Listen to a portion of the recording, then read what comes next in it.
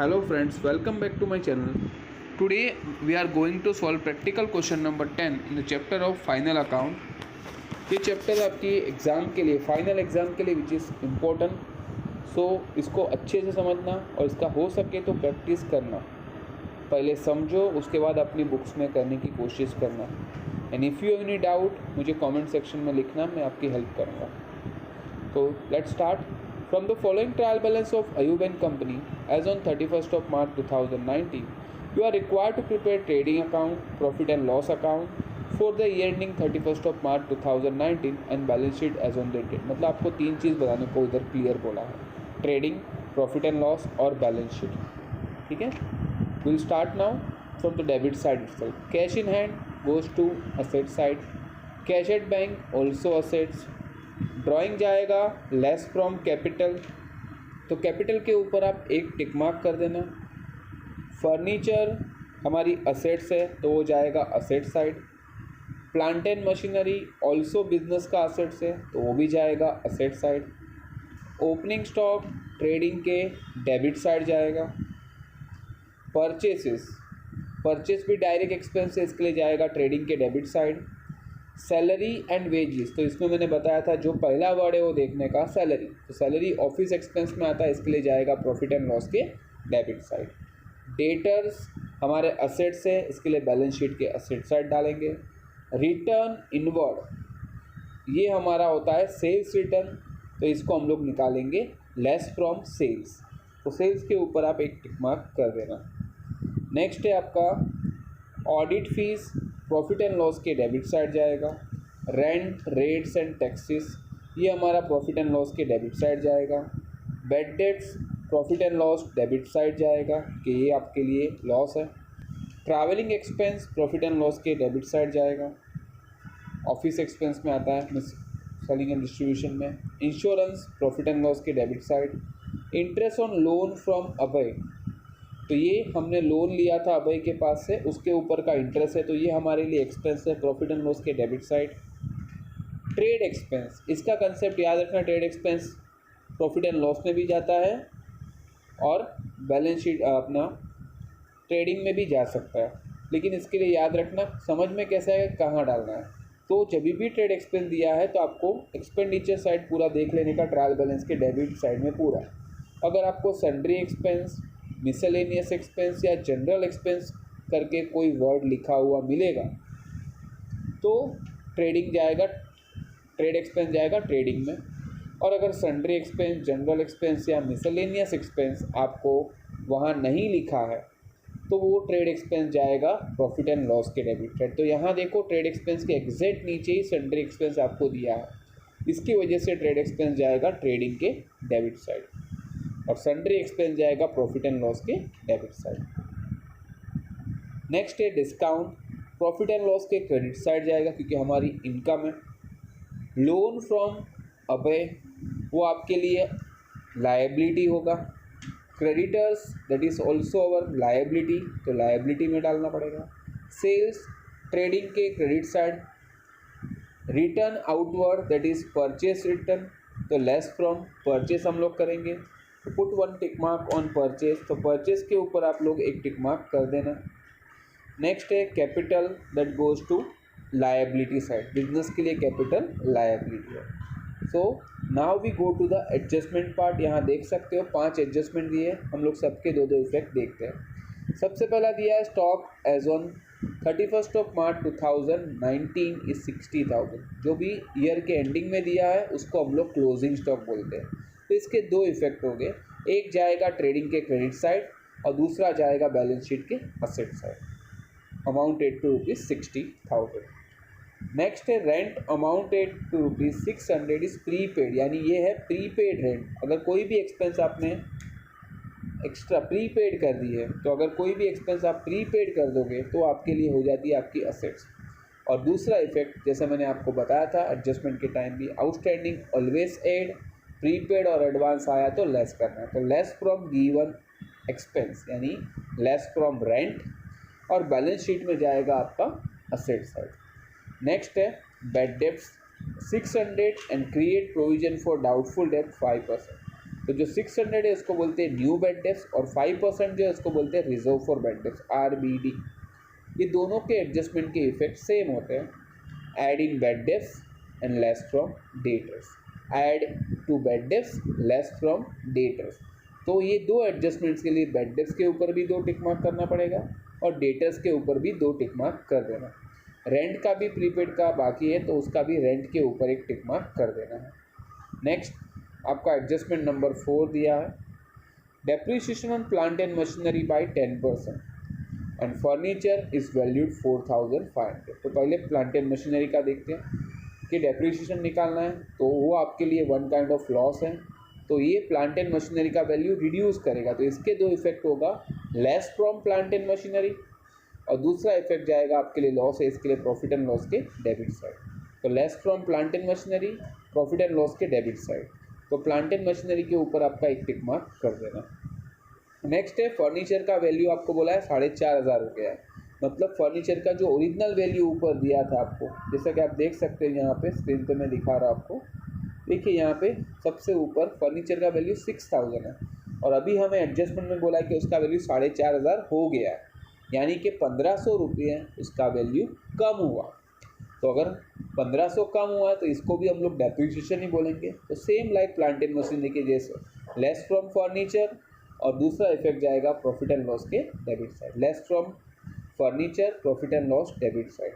कितना आप माइनस करोगे? 1500। तो फर्नीचर के ऊपर भी 1 टिक मार्क कर देना।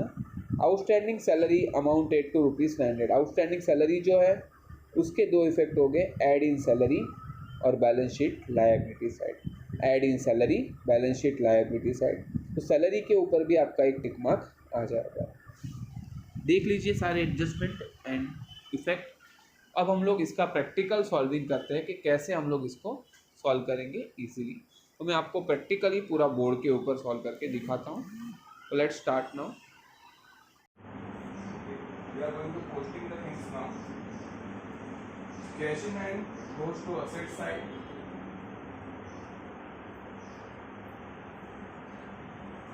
4575, no tick mark, so it will go outer column. Cash at bank also assets, यहाँ पे भी कोई टिक मार्क नहीं है, outer column 15,450 rupees. Next is drawing, that is less from capital. हम लोग कैपिटल तक पहुंचे नहीं तो मैं सिर्फ कैपिटल लिख देता हूँ, तो हम लोग आएंगे तो उसका अमाउंट लिख के उसमें से माइनस कर देंगे। ड्राइंग 18,000 है। Furniture is also our assets, उसके ऊपर 1 टिक मार्क करवाया है। तो फर्नीचर हम लिखेंगे इनर कॉलम में 6,000 rupees. Next is plant and machinery,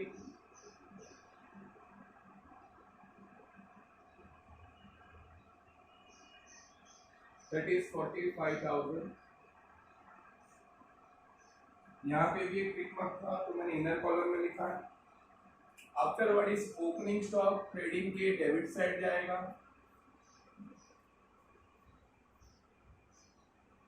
amounted to 30,000 और यहाँ कोई भी टिक मार्क नहीं है तो ये आउटर कॉलम में जाएगा। परचेज ट्रेडिंग डेबिट 1,20,000, इसके ऊपर 1 टिक मार्क है तो 1 लाइन छोड़ दें। Next is salary and wages, तो कुछ जगह छोड़ने के बाद मेरा प्रॉफिट एंड लॉस साथ में ही मैंने बनाया है, तो यहाँ पे ही सैलरी एंड वेजेस लिखूंगा इनर कॉलम में, बिकॉज यहाँ पे आपकी 1 टिक मार्क है 33,600। डेटर्स इज योर असेट्स 30,600 और डेटर्स के ऊपर यहाँ 2 टिक मार्क है तो अकॉर्डिंगली 3 लाइन छोड़ दे। Return inwards, that is less from sales, यहाँ सेल्स हम लोग पहुंचे नहीं है तो जैसे मैंने कैपिटल के टाइम किया था वैसे ही मैं सेल्स लिख के उसमें से ये रिटर्न इनवर्ड लेस कर देता हूँ।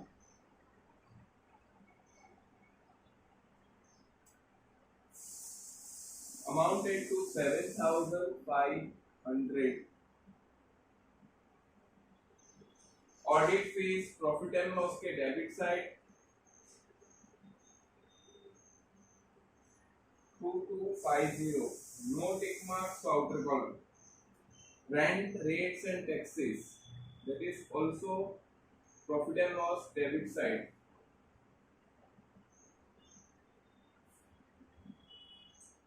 यहाँ अमाउंट इसके ऊपर भी एक टिक मार्क है तो उसको भी आप इनर कॉलम में लिखोगे 5400 bad debts profit and loss की डेबिट साइड हम लिखेंगे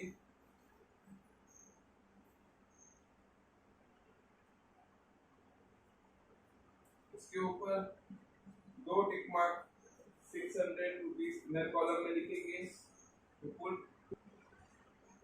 travelling expense profit and loss के debit side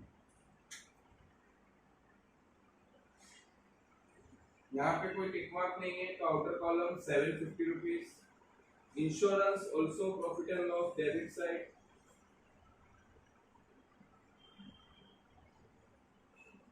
no tick mark outer column 1200 interest on loan from Abhay that is also profit and loss debit side interest on loan from Abhay amount at to 450 trade expense के लिए मैंने बोला था आपको कि अगर तीन चीजें याद रखनी है sundry expense office miscellaneous expense या जनरल एक्सपेंस अगर आपको दिया है तो ट्रेड एक्सपेंस आपका जाएगा ट्रेडिंग में अगर ये नहीं दी होगी तो ट्रेड एक्सपेंस जाएगा प्रॉफिट एंड लॉस में तो आप देख सकते हो ट्रेड एक्सपेंस के एग्जैक्ट नीचे ही सन्ड्री एक्सपेंस लिखा हुआ है due to this trade expense जो है वो जाएगा ट्रेडिंग के डेबिट साइड अदरवाइज मैं उसको लिखता था प्रॉफिट एंड लॉस के डेबिट साइड तो trade expense 300 and sundry expense जो आपको दिया है वो जाएगा यहाँ पे प्रॉफिट एंड लॉस के डेबिट साइड नेक्स्ट अब आते हैं क्रेडिट साइड सबसे पहला है डिस्काउंट प्रॉफिट एंड लॉस के क्रेडिट साइड जाएगा अमाउंट है to 900 no tick marks outer column next is loan from Abhay that is our liability कुछ जगह छोड़ने के बाद ही लिखना ऑलवेज कैपिटल के लिए 4 से 5 लाइन छोड़ देने का क्रेडिटर्स आल्सो आवर लायबिलिटी और यहाँ पे भी कोई टिक मार्क नहीं है तो ये भी outer column 18225 next is cells हमने जगह छोड़ी है सेल्स के लिए उसमें से ये माइनस कर देंगे 1,95,000 माइनस में करूंगा 7,500 005 ये हो जाएगा 414 माइनस 7 1,87,500 माइनस करके आ जाएगा return outward that is less from purchase purchase के लिए मैंने जगह छोड़ी थी वहीं पे मैं माइनस करूंगा रिटर्न आउटवर्ड 3,000 रुपीज 3,000 यहाँ से लेस करोगे outer column will be 1,70,000 capital इसके लिए हमने लायबिलिटी साइड जगह छोड़ी है 90,000 है हमारा और उसके ऊपर दो टिक मार्क है तो अकॉर्डिंगली 3 लाइन आपको छोड़नी पड़ेगी तो एक तो ड्राइंग लिखा हुआ है पहले ये ड्राइंग माइनस कर दो कैपिटल में से तो 2 और 72,000 आपका कैपिटल बचेगा ड्राइंग माइनस करने के बाद अब सबसे पहले एडजस्टमेंट में जाते हैं पहला एडजस्टमेंट दिया है क्लोजिंग स्टॉक का value of the stock on 31st of March 2019 will be 60,000 that is called closing stock closing stock के दो इफेक्ट मैंने लिखवाए थे अभी एक ट्रेडिंग के क्रेडिट साइड और दूसरा balance sheet asset side I will do that trading के क्रेडिट साइड में लिखूंगा बाय क्लोजिंग स्टॉक अमाउंट आपको दिया है 60,000 और दूसरा बैलेंस शीट असेट साइड यहाँ पे भी आप लिखोगे क्लोजिंग स्टॉक 60,000 आफ्टरवर्ड आपको दिया है रेंट अमाउंट है टू 600 प्रीपेड की दो इफेक्ट है less from given expense in less from rent और बैलेंस शीट के असेट साइड। तो असेट यहाँ पे रेंट में से पहले माइनस कर देता हूँ। प्रीपेड रेंट यहाँ हो अमाउंट 600, तो 600 माइनस करो, आउटर कॉलम विल बी 4800। इसी का करस्पॉन्डिंग इफेक्ट आएगा asset side.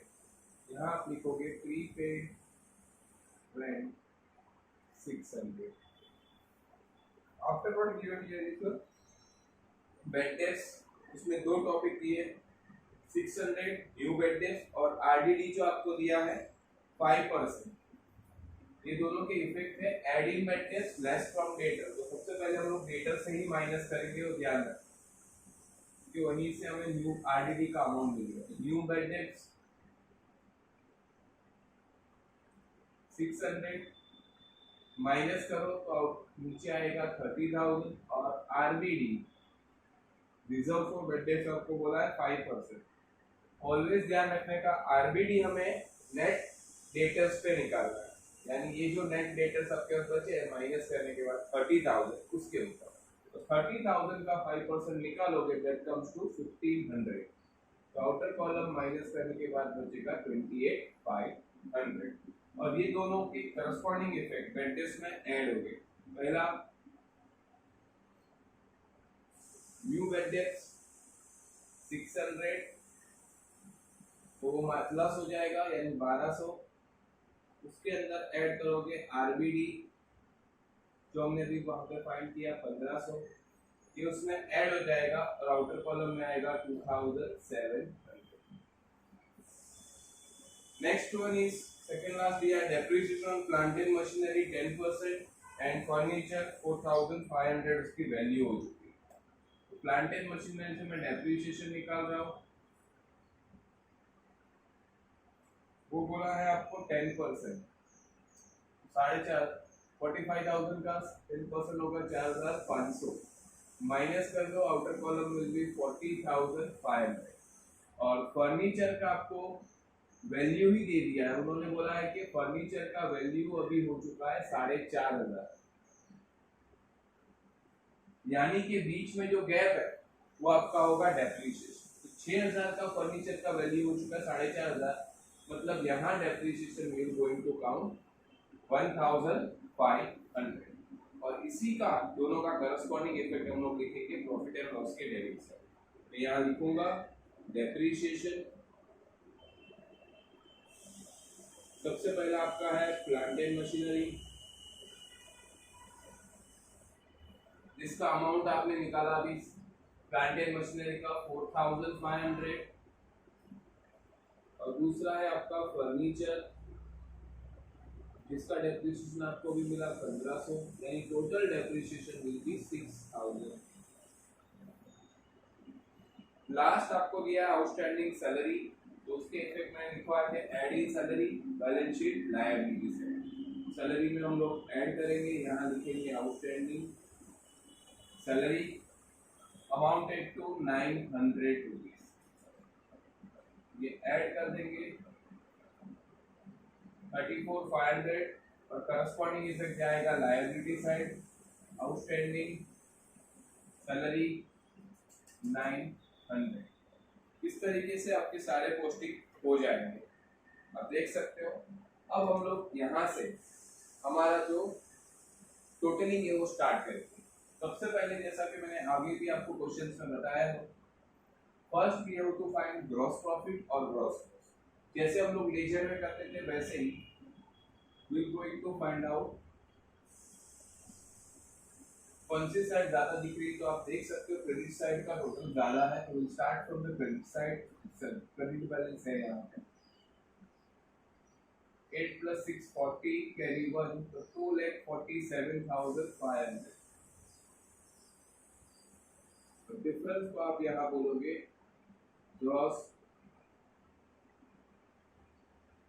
Profit carry down 0 0 3 और हमें 5 लाना है, 3 + 2 5 7 है और 7 ही लाना है तो कुछ भी ऐड नहीं करना है। 3 + 1 4 4 ही है तो कुछ भी ऐड नहीं करना है। 1 है और हमें 2 लाना है तो 1 ऐड करना है। तो आपका ग्रॉस प्रॉफिट आएगा 1,02,000 इसी को आप opposite side of profit and loss लिखोगे by gross profit brought down 1,02,000। अब हम लोग स्टार्ट करेंगे प्रॉफिट एंड लॉस का टोटलिंग। इसमें भी सेम रीजन के तरीके से ही आपको जो साइड बड़ी है वहां से स्टार्ट करना है। तो आप देख सकते हो क्रेडिट साइड का जो बैलेंस है उसका टोटल 1 लाख। क्रेडिट साइड में टोटल मैं करता हूँ 0 0 2 + 9 11 कैरी 1 1,01,100। यही टोटल में हम यहाँ पे डेबिट साइड लिखेंगे और डिफरेंस हम फाइंड करेंगे। तो नेट प्रॉफिट इसको बोला जाता है कैरिड का। Find the difference. 0 का 0 ही, कुछ भी ऐड नहीं करना पड़ेगा।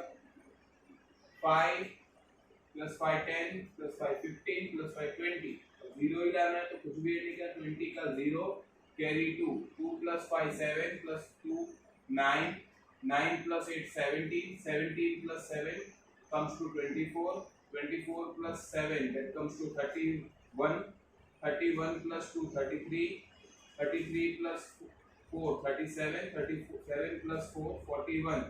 हमें 1 ही लाना है तो कुछ भी ऐड नहीं करना है। 41 का 1 कैरी 4 4 + 4 8 + 2 10 10 + 4 40 15 16 17 17 + 6 आपका हो जाएगा 23। आपको 1 लाख 23 प्लस कितना करोगे तो 1 आएगा। 23 + 8 23 + 8 comes to 23 + 8 comes to 31। तो 136 कुछ भी नहीं है और 0 लाना तो 6 + 4 that comes to 10 10 का 0 कैरी 1 और 1 को हमें लाना ही है, कुछ भी ऐड नहीं करना है। तो ये आपका मिलेगा नेट प्रॉफिट। और नेट प्रॉफिट होगा तो कैपिटल में ऐड होगा और नेट लॉस होगा तो कैपिटल से माइनस होगा। तो let's do the addition here. Net profit 48,000 हमें जो मिला है, we are going to add it here. We will find the capital 1,20,000 is our capital for this year। अब हम लोग टोटल करके फाइंड करते हैं कि आपका बैलेंस शीट टैली हो रहा है या नहीं। 5 2 2 5 + 8 sorry 9 + 2 11 कैरी 1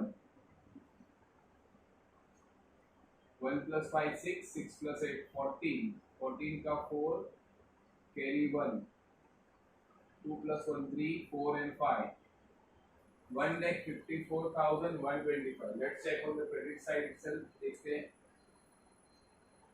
7 + 5 12 कैरी 1 1 + 5 6 6 + 4 10 15 20 25 और 6 31 हो गया carry 3 4 + 3 7 7 + 5 12 12 + 4 that comes to 16 16 + 8 24 4 carry 2 2 + 1 3 3 + 4 7 7 + 2 9 9 + 6 comes to 15।